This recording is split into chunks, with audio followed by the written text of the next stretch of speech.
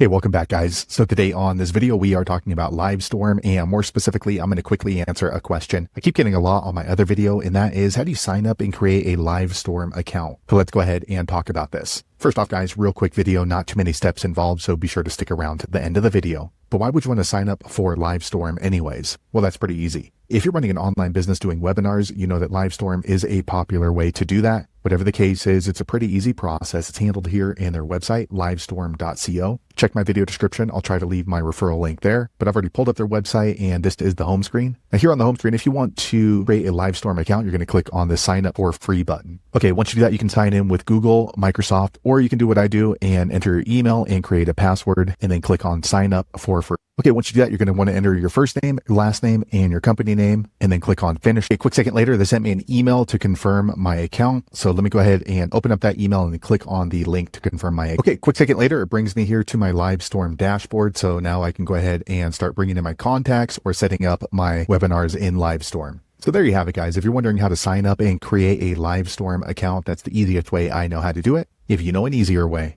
be sure to leave a comment below. Let the rest of us know how you did it. Hopefully you found that video useful. If so, click thumbs up or maybe consider subscribing to my channel, and I hope to see you on the next video. Thanks again for watching.